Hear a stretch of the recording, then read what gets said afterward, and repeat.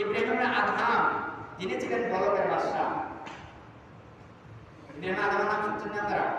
যিনি বাদশাহ ছিল, এর বাদশাহ ছিল বলকের বাদশাহ, এটা আফগানিস্তান। ইব্রাহিম আদহাম তিনি মক্কা থেকে 1 কেজি খেজুর খরিদ করছে, কিনছে, কিনে উনি মক্কা থেকে বাইতুল মুকাদ্দাসের দিকে রওনা দিয়েছেন। এখানে বান্দার হক কত কঠিন বিষয়। 1 কেজি খেজুর কিনছে, কেনার পরে সেই খেজুরগুলো নিয়ে মক্কা থেকে বাইতুল মুকাদ্দাসের দিকে রওনা দিয়েছে। আগে তো পায়ে হেঁটে চলতো, এখন না গাড়ি ঘোড়া আছে। তখন কেনার পরে যখন সে খেজুর কিনছে 1 কেজি, খেজুরটা মাপছে, মাপার পরে পাল্লার নিচে একটা খেজুর ছিল। ওইটা খেজুর ছিল, একটা খেজুর পাল্লার নিচে পড়ে রয়েছে।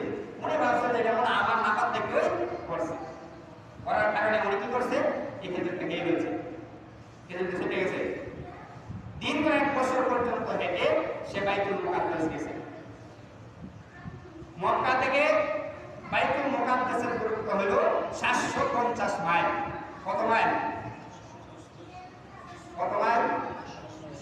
750 মাইল জায়গা সে হেঁটে বাইতুল মুকাদ্দাস থেকে, মক্কা থেকে বাইতুল মুকাদ্দাস গেছে, পায়ে হেঁটে গেছে। আগে তার মনে হতো গাড়ি ঘোড়া ছিল না, হেঁটে গেছে 1 বছর পর্যন্ত একটা সে গেছে কোথায়? বাইতুল মুকাদ্দাস। বাইতুল মুকাদ্দাস যাওয়ার পরে তিনি যখন ওই মসজিদের ভিতরে ঘুমাইছে রাত্রে, স্বপ্নে কে ধরে বলতেছে, এই বেগাম,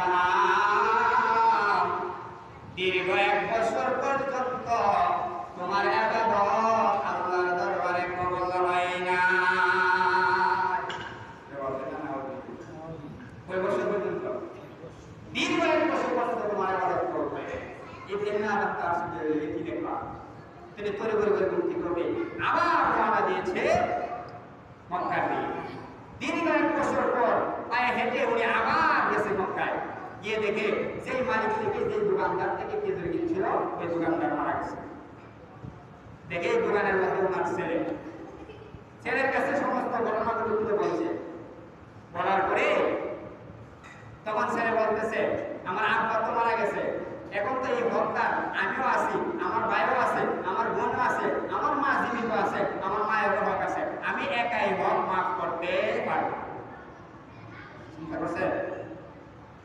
তখন ইব্রাহিম আদহাম বলে, ঠিক আছে, যে বলো আমি তাদের কাছ থেকে মাফ নিতে হবে। এভাবে একে একে সবার কাছ থেকে ইব্রাহিম আদহাম মাফ নিছেন। নেওয়ার পরে ইব্রাহিম আলাইহিস সালাম ইব্রাহিম আদহাম রাহমাতুল্লাহি আলাইহি উনি সেজদার মধ্যে পড়ে কান্না শুরু করে দিয়েছে। কি করলাম, কি করলাম, দীর্ঘ 1 বছর আমার ইবাদত আল্লাহর দরবারে কবুল হয় নাই, এই জন্য সে কান্না শুরু করে দিয়েছে। হঠাৎ করে গায়ের থেকে আওয়াজ আসছে, এই বেনাদা, দীর্ঘ 1 বছরের ইবাদতের চেয়ে আজকে তোমার একটা সেজদা আল্লাহর দরবারে অধিক প্রিয়। চিন্তা করছে? একটা খেজুর অবৈধভাবে খাওয়ার কারণে কত বছর ইবাদত কবুল হয়েছে না? বুঝতেছেন না আমার কথা? কয় বছর? 1 বছর একটা খেজুর। এখন চিন্তা করেন আমরা কতগুলো হক মারছি, কতগুলো খাইছি। আমরা কি আমাদের আশা আছে মনে করেন? একটা খেজুর খাওয়ার কারণে যদি 1 বছর ভিতরে এবং 1 বছর তার ইবাদত কবুল না হয়, আমাদের কি অবস্থা হবে? কি অবস্থা হবে? জান্নাতে আশা করে কেমন হোক, বলি কি যা আছে তা কামাই করতেছি, ওই খাওয়া দাওয়া দিয়ে আমরা জান্নাত নামার উপর কি যেতে দেবো, ঠিক কিনা ধরে বলেন? তারপরে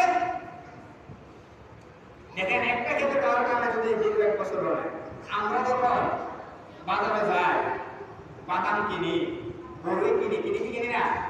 বাদাম অর্ডারে জিগাইতে থেকে 8-10 টাকা টাকা, ঠিক কিনা ধরে বলেন? গরু অর্ডারে জিগাইতে থেকে দাম জিগাইতে থেকে পড়া থেকে হিসাব নাই, গরু পড়া গেছে হিসাব নাই, উদ্দেশ্য হলো বিজেপি মনে নেই না, দুসে টেম্পে খাই নি না, দাম দরটা জিগাই আমরা দিত না, কুদ দিত না, বল দিত না, দাম দরটা জিগাই থেকে দুসে টেম্পে খাই নি না, আমরা নিয়ে তো তাই এটা, ঠিক কিনা ধরে বলেন? পরে হ্যাঁ মিষ্টি না 5 টাকা ওই ছেলেটা, অন্ত দোকানদার তো তুমি নিবা বলে খাইছো, আর এটা তো দোকানদার পছন্দ করে না, পছন্দ করে সে চোখের সাথে চোখের সরল কিছু বলে না, কিন্তু এটারও জবাব আসলে মজা দিতে হবে, এটারও জবাব করতে হবে, দিতে হবে। আমরা